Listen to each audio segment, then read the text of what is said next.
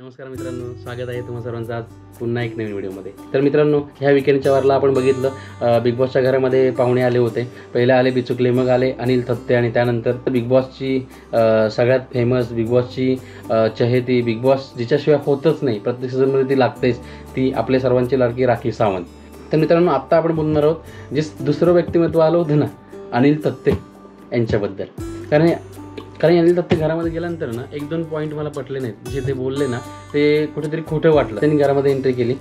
वर्षा उसगावकरांना म्हणे ह्यांना मी ताई म्हणणार नाही, यांना फक्त वर्षाच म्हणणार, कारण हाते होतं म्हणे यांचे, त्यामुळे ह्यांना मी ताई नाही म्हणणार, ह्यांना वर्षाच म्हणणार, वर्षा उसगावकरच म्हणणार. निक्कीला मदारी म्हटलं त्यांना असं म्हणायचं होतं की निक्कीने अरबाजला नाचवलं, अभिजितला नाचवलं, अजून कोणाला काय असेल तर ती नावं त्यांना ती घ्यायची होती.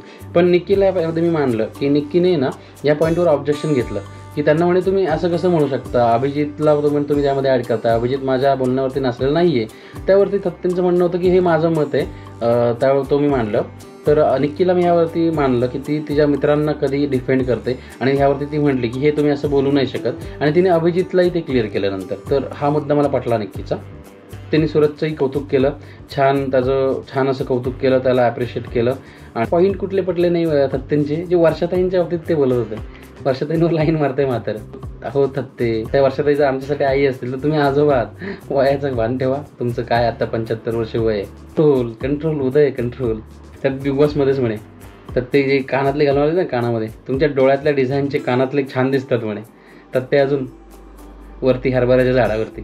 त्यानं बिग बॉस म्हणे तुम्ही 75 वर्षाचे आहात, परंतु 6 वर्षापूर्वी तुम्ही जेव्हा पहिलं बिग बॉसच्या घरामध्ये आला होतात तेव्हा 25 वर्षाचे दिसत होतात, अगदी उमदा तरुण. तर ते फुल हवेमध्ये.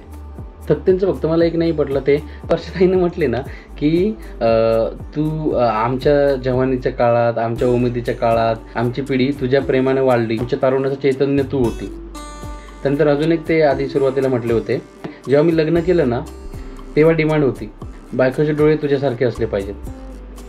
हा पॉईंट मला पटला नाही. मला माहिती आहे का, थत्तेंचं वय आहे 75 वर्ष, वर्षाताईंचं वय आहे 56 वर्ष.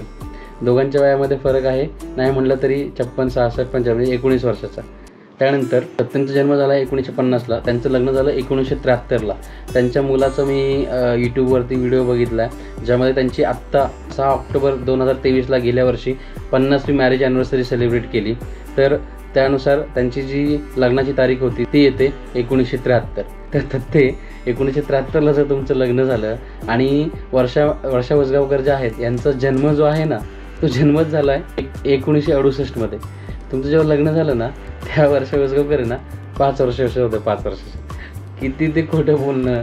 म्हणे लग्नात माझी डिमांडच ही होती की बायकोचे डोळे ते वर्षा उसगावकर सारखे असले पाहिजे म्हणे. काही असं म्हणा ना तुम्ही की बायकोचे डोळे जे आहे ते घारे पाहिजे होते वगैरे, पण तुम्ही त्यांचं काय उदाहरण देताय, माझी बायकोचे डोळे मला असे पाहिजे होते तुझ्यासारखे. आणि म्हणे आमच्या उमेदीच्या काळात, ह्याच्या काळात, त्याच्या काळात आम्ही. काय बोलता येतात ते, डेंजर आहेत ते. 75मध्ये पण उमेदी टिकवून आहेत, ना उमेद नाही झालेले आहेत, फुल भिडतायत. थत्तेंकडून पण बिग बॉसने बदलून घेतलं. नक्की तुझ्याशिवाय बिग बॉसची कल्पना नाही करू शकत आम्ही. बस किती येईल त्याच्याकडून तुम्ही तेच बदलून घेताय. अहो माहिती आहे लोकांना नाही करू शकत, किती सांगणार तुम्ही की आता घोकंपट्टी करवणार. अहो करतील लोक, वोटिंग करतील, ज्यांना पाहिजे ते करतील, नकाळे निशाण घेऊ. आणा तुम्ही तिला टॉप 5 मध्ये. तुम्ही लोकांनी वोटिंग नाही केलं तसंही तिला आणणार नाही आहेत का? सॉरी, तुम्हाला टॉप 3ची तयारी करायची असेल आत्ता. सॉरी टॉप 3ची तयारी असेल. भेटूया पुढच्या व्हिडिओमध्ये. तोपर्यंत थँक्यू सो मच. धन्यवाद.